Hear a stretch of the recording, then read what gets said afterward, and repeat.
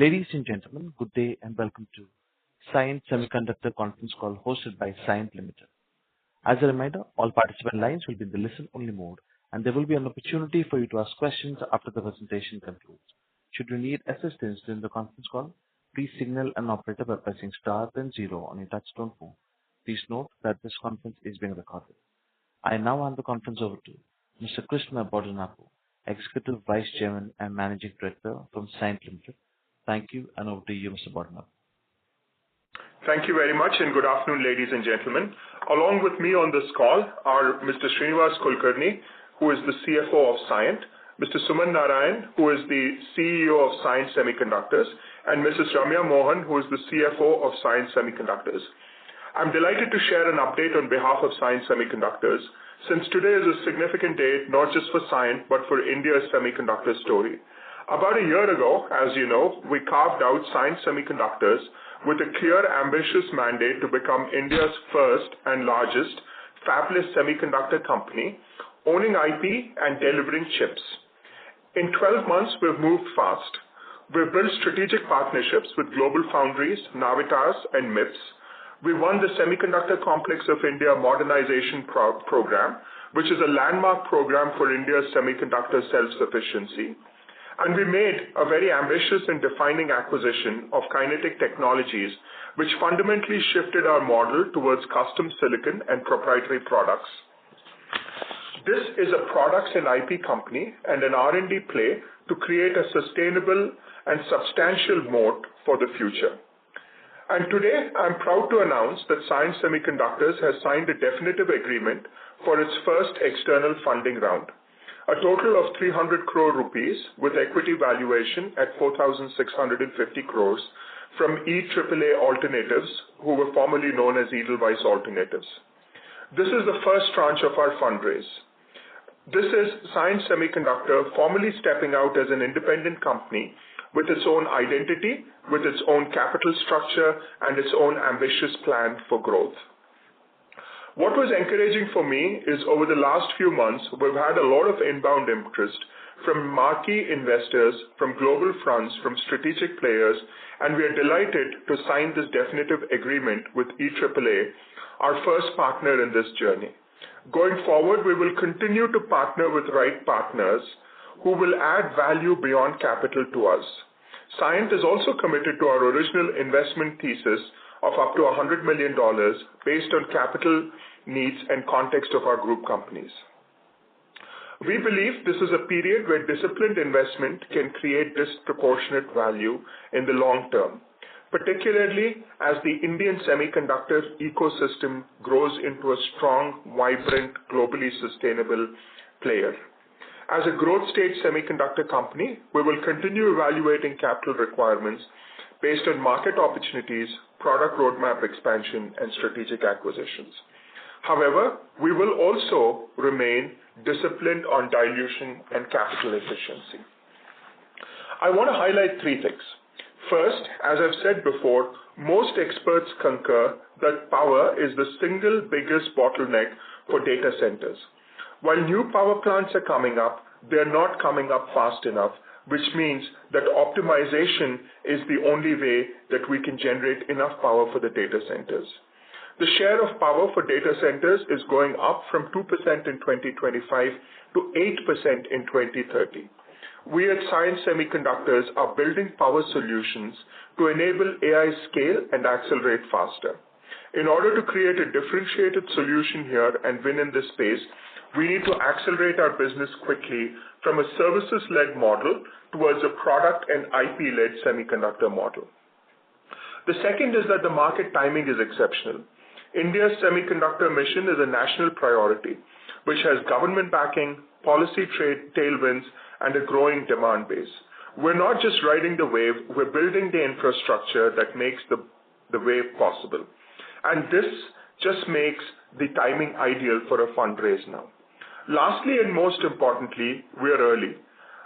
$500 million valuation today for a company with this technology, these partnerships, this pipeline, and this market background is a good testament of what is expected to come. Semiconductors companies' valuations are driven by IP, future potential of revenue, and the markets that we serve, and we are confident that we are very well positioned to avail this opportunity.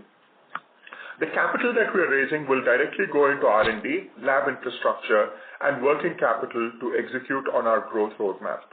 Every rupee is going towards building moats. These are technology moats that take years to replicate and are impossible to copy. I have been in this industry for a long time, and I do not say this lightly when I say we are building at Cyient Semiconductors a once in a generation opportunity and organization. This intersection of India's ambition, global semiconductor demand, and AI power demand has created a window. We intend to own the window that this opportunity creates. I'm confident that you'll see a lot more from us in this sector in the coming days, and I'm excited to keep engaged with you. For now, I would like to hand over the call to Mr. Suman Narayan, CEO of Cyient Semiconductors, to talk through the business update. Suman? Thank you, Krishna. I want to give you all a clear picture of where Cyient Semiconductor stands today and why we believe the next couple of years are going to be fundamentally pivotal for our semiconductor story. As Krishna said, we're building one of the most differentiated semiconductor companies in India. Deep custom chip capability, proprietary products for power semiconductors, and a front row seat to two of the biggest structural trends in the industry right now, the AI data center power revolution and India's semiconductor mission, with a goal to become the largest custom power semiconductor company based in India. Our business today operates across three complementary areas. First, semiconductor design services, where we provide advanced IC development and chip engineering for leading fabless semiconductor companies and IDMs globally. Second, custom ASIC turnkey solutions, where we design and develop custom silicon platforms strengthened with our foundry and OSAT partnerships for customers requiring differentiated architectures and long product life cycles. We are a one-stop shop for silicon. Third, and more strategically, the power application-specific standard products, where we're building proprietary silicon products and IP that create scalable and recurring revenue streams. To accelerate this vision, in March 2026, we completed the acquisition of Kinetic Technologies for approximately $85 million. The acquisition significantly expands our low-voltage power semiconductor portfolio, strengthens our customer reach, adds meaningful analog and power management IP, along with a proven product roadmap. In partnership with Navitas as well, we launched 7 new GaN products specifically targeting the Indian market. Let me tell you about 5 wins that I believe define this company. First, we built a robust partnership across the semiconductor ecosystem with companies like GlobalFoundries for competitive wafer pricing, with MIPS for partnership for us to create intelligent power solutions, with Anora for test and validation at scale, and with Navitas for access to GaN technology. We also onboarded key industry veterans across the semiconductor industry as our advisors. Second, we built the first set of robust leaders across senior and mid-management with deep expertise to execute in semiconductors. Third, power semiconductors represent one of the fastest growing segments of the semiconductor industry today.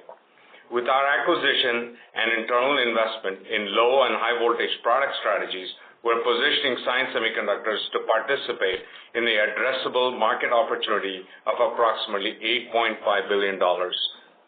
Fourth, we also continue to strengthen our innovation and industry leadership position, and during the year, we filed 4 patents focused on high voltage DC architecture and advanced delivery systems for AI data centers.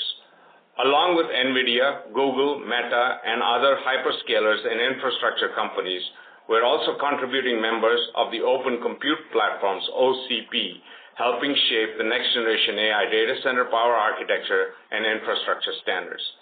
And finally, commercially, our ASIC pipeline includes approximately $100 million of qualified opportunities, and we were selected as the L1 bidder on the SCL Semiconductor Modernization Initiative, one of India's flagship semiconductor programs supported by the Government of India. In parallel, we continue to invest aggressively in internally developed next-generation high-voltage power semiconductor custom products. As Krishna highlighted, FY26 was focused on building the foundation for long-term growth, strengthening our sales engine, execution capability, R&D investments, IP portfolio, and strategic partnerships. In FY27, our focus shifts to execution at scale, successfully integrating the Kinetic, accelerating our ASSP product roadmap, and converting our growing ASIC and ASSP into sustained revenue growth. So in summary, these investments that we talked about are going to help us with expanding our power semiconductor roadmap, including GaN and intelligent power solutions, scaling our ASSP and ASIC product development and R&D, integration and growth initiatives following the Kinetic acquisition, and increased investments in sales channels, building out ecosystem partnerships, and global engagement with our customers. We believe we are at an important inflection point. The acquisition is complete, the pipeline is strengthening, the market opportunities around intelligent power and AI infrastructure continues to expand rapidly. For decades, India has designed chips for the world. We believe that the next chapter is building globally relevant semiconductor products from India. That is the company that we're building at Cyient Semiconductors, a semiconductor company that is Indian in origin, global in ambition, and strategically positioned for the next decade of AI and semiconductor growth. I will now hand over this to Ramya, our CFO, to talk about the specifics of the deal. Thank you, Suman. Before we get into the Q&A, let me take a few minutes to address the questions I know many of you will have after reading the press release and the SEBI disclosure yesterday. The first question, why raise external debt when there is cash with the parent? As Krishna and Suman highlighted, the growth opportunity in front of us is massive. Building differentiated semiconductor products demands long-cycle R&D investment, sustained product development, customer qualification cycles, and the ability to support complex global execution programs over multiple years. This financing structure gives Cyient Semiconductor the dedicated capital base and the strategic flexibility needed to accelerate roadmap investments. It creates real operational discipline and financial separation from the parent.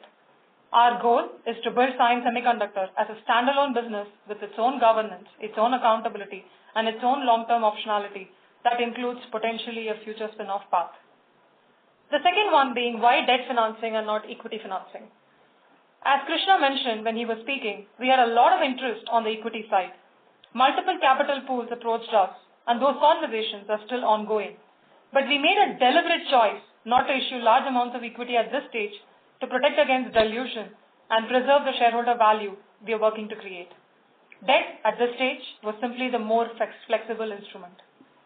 The next question, why not a bank debt over a structured financing debt?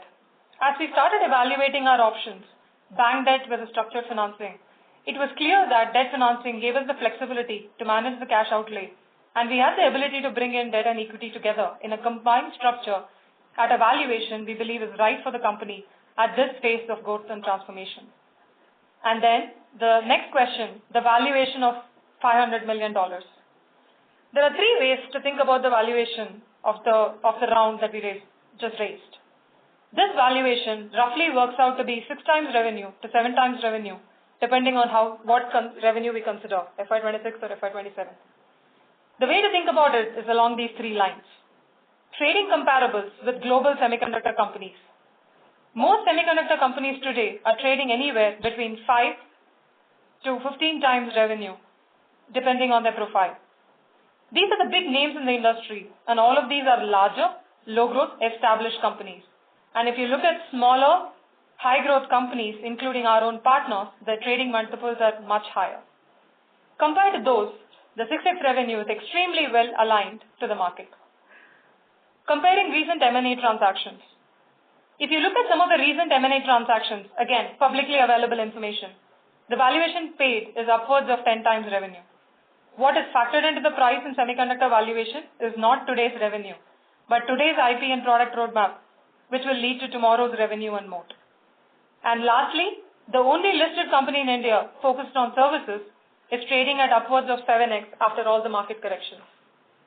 So when you put it all together, we believe $500 million valuation is a well-grounded number. Yes, semiconductor is a new industry for India, but the capital markets around the world do not value semiconductor industry just for today's revenue, but actually for future potential. I also want to highlight that we continue to receive significant inbound interest and we'll continue to engage, but selectively. We're not in a rush and we're not going to dilute for the sake of dilution. If and when we bring in additional partners, it will be because they add genuine strategic value. We will take our time to get that right. With this, I will hand it over back to the moderator for Q&A. Thank you. We will now begin the question and answer session. Anyone who wishes to ask a question may press star and one on your touchtone telephone. If you wish to remove yourself from the question queue, you may press star and two. Participants are requested to use handsets while asking a question. Ladies and gentlemen, we will wait for a moment while the question queue assembles. The first question comes from the line of Shravan Thakur with Chris PMS. Please go ahead. Hi. Thank you for the opportunity. Are we expecting anything on the Navitas side for NVIDIA this year or the year after? Suman? I think obviously Navitas will be in a better position to comment for the NVIDIA side of the equation, but they're on the reference design for the NVIDIA on the NVIDIA board from a Navitas standpoint. We're working closely with Navitas to get GaN enabled in India, and the 7 products that we launched in India are primarily around the 650 volts GaN. Okay. And will you guys develop any GaN technologies for the 800 volt bus architecture that is going to come in on the AI data center side? Yes, we are actively working not just on the GaN side of the equation for the 800 volt architecture. We are working on the 800 volt to 50 volt power architecture, and GaN will be one of the components of that architecture. Okay. Can you give us specifics like any sort of pipeline, any sort of orders that could be coming in the next year or so? So it is pretty early in the 800 volt architecture. As I said, we're part of the Open Compute Platform right now, the OCP, the Open Compute Project, where we are actually working on defining that architecture. All right. Thank you. Thank you. A reminder to all the participants that you may press star and one to ask a question. The next question comes from the line of Chinmaya Bhargava with Badrinath Holdings. Please go ahead. Hi, thanks for taking my question. I have a question on the Navitas partnership in India that you spoke about. Can you tell us if you have a distribution partner or how you aim to get these parts into either domestic data center build out or in other high power applications? Yeah, so we just recently hired someone to head our sales in India as of last week. He hails both from Arrow as well as from Texas Instruments. The gentleman is actually evaluating distribution companies right now to work through the India ecosystem.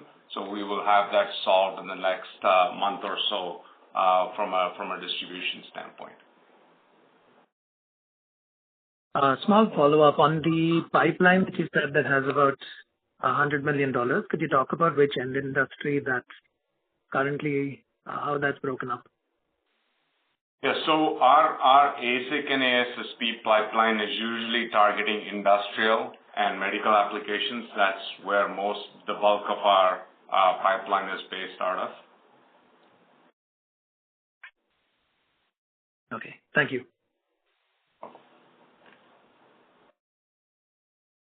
Thank you. A reminder to all the participants that you may press star and one to ask a question. Next question comes on the line of Pratik Kulkarni with Kosh Wealth Management. Please go ahead. Hello, sir. Am I audible? Yes, you are. Please go ahead. Yes, sir. So, in the beginning, in the brief, you said that the semiconductor... Mr. Kulkarni, sorry for interrupting. We cannot hear you. Can you speak a little louder? Just a second. Hello, is it clear now? Yes, please go ahead. Yes. So, in the beginning, brief note, we said that there are three segments in the semiconductor company: design service, custom ASIC turnkey solutions, and power application semiconductor products. Could you just, give me an expected mix from revenue contribution from each of the segment, and what margins you think, what would be the most promising segment among the three? And first you would target the turnkey solutions and then move towards the design service and more towards power application. So how will that dynamic? So today, power ASSP is including Kinetic is roughly 50 to 60% of our business. The rest of the business is split equally between services and ASIC turnkey. As we progress and we develop our own products which we are working on, we do believe that ASSP revenue share will increase in the next 3-4 years, because there is an R&D development cycle of almost 2 years to 3 years for the product to commercialize. From a gross margin standpoint, ASSP, given its product and IP driven, will have the highest gross margin, typically in the 50 to 60% range, depending on which customer segment you serve, followed by custom ASIC turnkey, followed by services. Now, in the near term, we do believe that custom ASIC turnkey will grow faster compared to the other segments, but in the longer term, ASSP will continue to remain the significant portion of our business. Okay, ma'am. Another second question would be in the custom ASIC turnkey solutions. Mostly we would be which foundries would be using for providing manufacturing services for our customers? So primarily today our custom ASICs are using the TSMC foundry. We use the 180 nanometer Gen 2 primarily for our custom ASICs, and some of them also have a dual chip on there. So for the microcontroller, we might be in a 40 or 55 nanometer also from TSMC, but we will be transitioning some of those opportunities with the global foundries as well moving forward. Okay, sir. Thank you. That's from my side. Thank you. A reminder to all the participants that you may press star and 1 to ask a question. Next question comes from the line of Jimit with MK Global. Please go ahead. Hello. Yeah, hi. Thanks for the opportunity. I just have a few questions. One is with respect to the Kinetic acquisition that we did. So is it a complete fabless sort of solution that we have, or do we have any sort of in-house manufacturing there? Second, in terms of the semicon financing that we did currently, so previously we did Kinetic acquisition that was out of the consolidated balance sheet cash. So are we looking to fund any more semicon initiatives with the DET as in the balance sheet, or are we just looking external fundraise as an option going forward? I'll let Suman answer the first part of the question on Kinetic, and then I'll answer the second. So today, Kinetic adds a fully operational fabless semiconductor platform, and with product execution, customer programs, and capable ASSP infrastructure, as we talked about, it's about 250 products and 100 IP, from a patent portfolio standpoint. On the funding, Cyient remains committed, like I said, to the $100 million. We've already put in about $30 million. So that rest of the money is available.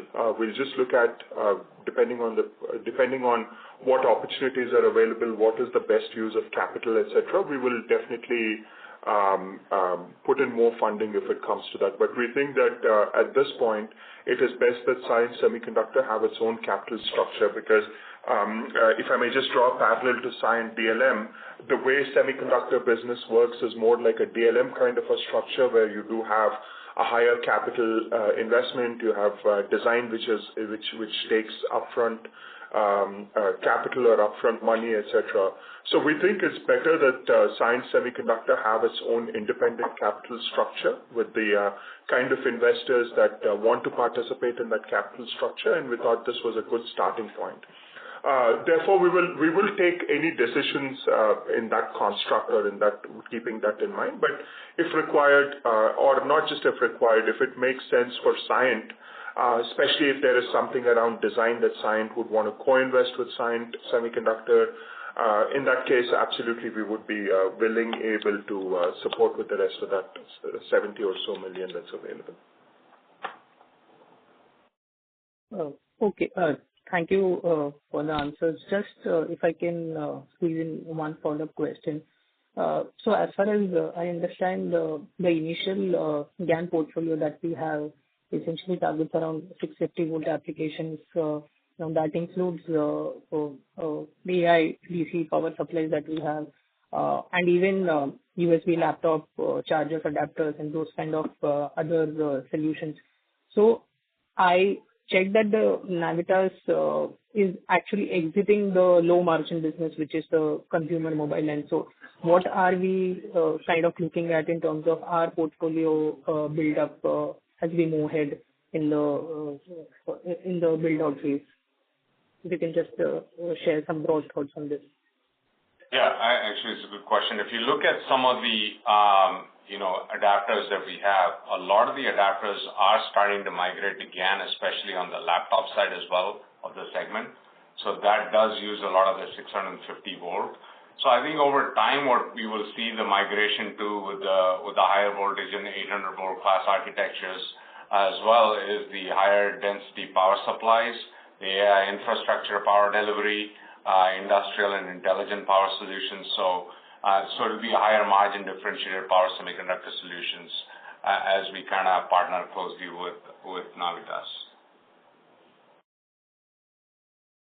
Okay, thank you for your answer on this. Just as in, if I were to summarize, you were trying to focus more on the AI power DC side, but right now the portfolio allocation also includes the adapter and charger sort of variants. Is that right understanding? The 650 volt GaN is actually applicable across multiple applications. So yes, today I think if you look at it, a primary market for GaN has been the chargers, but they are migrating into a lot of the other power supplies as well, especially on the industrial power supply side. Perfect. And just one last question in terms of the growth prospects that we are looking at for Semicon. So we initially mentioned in the last earnings call that we are looking to break even by FY27 end or FY28. So is that intact, or given more of our investments going forward, we are shifting our goalpost that we mentioned earlier? Just some light on that. Thank you. Yeah, in terms of, we're still looking at a break even, but as we're speaking to the investors and as we see market opportunities, given the growth expectations and the momentum that we're building, we're looking to see what is the right way to extract value. So for now, we're still looking at a break even late FY27, early FY28, but based on the investor conversations, we'll come back. And I'll just say that from a board perspective and a Cyient investment perspective also, I think what we're seeing is the opportunity is very, very significant. Of course, we'll have to make the trade-off in the right sort of balance between growth and profitability. But at this point, I think the opportunity, we won't let go of an opportunity, or we won't not invest in an opportunity, because I think the opportunity set that is available to us is very, very significant. So I just want to say, our intent, of course, remains that we break even quickly, but I would just say maybe a quarter or two shift. We wouldn't worry too much, or I wouldn't worry too much as an investor, because just the opportunity set is also here and now, and we don't want to lose out because we don't have any investment dollars. And creating that investment dollars is also obviously one of the key reasons why we've gone down the fundraising path. Thank you. Mr. Jimit, please rejoin the queue for more questions. Next question comes from the line of Moez Chandani with Ambit. Please go ahead. Yeah. Hi, good afternoon, and thank you for taking my question. First, I just want to understand the deal structuring for the fundraise and the debt that you've announced. Can I get a sense of how much is the debt raised at? What interest rate it's being raised at? So the deal is a combination of debt and equity. Debt at 200 crores, equity at 100 crores. It's at competitive rates. We can't disclose the rates because we've still not closed the deal. All right. Understood. And then just on a related term, we completed the Kinetic acquisition on April 8th. So, can I just get a sense of how the deal is structured? Is there any equity? I mean, is there any cash payout that you're doing? How you're raising funds for the cash? Is it, equity from Cyient Semiconductor's balance sheet? Is it, further debt that you expect to make for the payment, or are you expecting, say, an infusion from the parent company into Semiconductor? Sorry, you're asking how did we fund Kinetic? Yes. We funded Kinetic through debt raised at Singapore entity because we got pretty good rates and we felt like that's a good use of our capital. Understood. So the acquisition was funded entirely by debt raised by the Singapore entity. Is my understanding correct? That's right. Okay, perfect. And then also just to understand that, I understand your EBIT profitability targets maybe end FY27, early FY28. Any sense of PAT profitability when you expect to get that? I mean, I'll in the lighter vein say we'll get to EBIT profitability first and PAT profitability because our focus right now is business growth, building the right product segment and aiding the growth. That's where a lot of our focus is right now at. Thank you. Mr. Chandani, please rejoin the queue for more questions. Next question comes from the line of Sandeep Shah with Equirus Securities. Please go ahead. Yeah, thanks for the opportunity. I do agree, our size is small, opportunity is big, but the issue in the ASIC and custom design, sometimes the end product also has a lot of innovation in terms of new chips coming in the market at a gap of 6 to 9 months. Which we are seeing from NVIDIA because what they launched 6 months before may not be relevant 6 months after. So how will we make sure on a longer term basis the scale will keep happening without leaking buckets in terms of revenue growth? I'll take that question. So having been in the semiconductor industry for the last 30 years, I think that's true of any chip development. There's always progress being made every day. What I can tell you is based on my experience, you have to be tightly coupled with the customers that you're working with. And today on the ASSP business, the customer relationships are very strong. So if you're defining an ASSP, which is an application-specific standard product, then the customers help you with that definition, and they by default are the teaching customers. So they have a good view of what's going to happen in the 9 to 11 months out from when the chip comes out. So we believe we're in tight partnerships with our customers, both on the high voltage and on the low voltage kinetic side. So we have a good understanding of what the market needs are. And that's also the reason why Krishna highlighted the need for R&D. If you look at an average semiconductor company, they continue to burn R&D for new product development. Yeah, thanks. And just a question in terms of kinetic energy debt, that will also flow through the semiconductor balance sheet, not the parent. So the earlier debt which we have taken is closer to $95 million to fund the kinetic, and over and above that, there would be additional $20 million through the transaction we just announced. That's right. 80 plus 20, 100 in total on semiconductor balance sheet. Okay. And this totally would be foreign currency debt? No, the 80 will be foreign. The 20 is India. Okay. Thank you. Thank you. Ladies and gentlemen, due to time constraints, we have reached the end of question and answer session. I now hand the conference over to Krishna Bodanapu for closing comments. Thank you very much, and thanks everyone for joining, especially in the middle of a trading day. As I said, this is a very exciting opportunity for us and one that we're very keen to capitalize on. We are in a very interesting convergence of opportunities, both the India story, the prevalence of the use of semiconductors in various industries, of course, the geopolitics with diversification from certain geographies. But I'll say most importantly, Cyient's capabilities. I think over the last couple of years, we've built some fantastic capabilities, both in digital and more importantly in mixed signal digital analog. And I think it's time to leverage on those capabilities. I think we've built a fantastic team. Obviously, 2 members of the team are here, but more importantly, or equally importantly, there's a whole technology team that supports the new product design and who are focused on creating these new ASSPs and intellectual properties that can support growth. So we are very excited about where things stand, and I think the opportunity will play out in a very meaningful manner very quickly, and I don't think this is something that we'll have to wait for a very long time. It will play out very quickly. So thank you very much for being here and listening to our story, and thank you very much for the support. Thank you. Thank you. On behalf of Cyient Ltd, that concludes this conference. Thank you for joining us. You may now disconnect your line.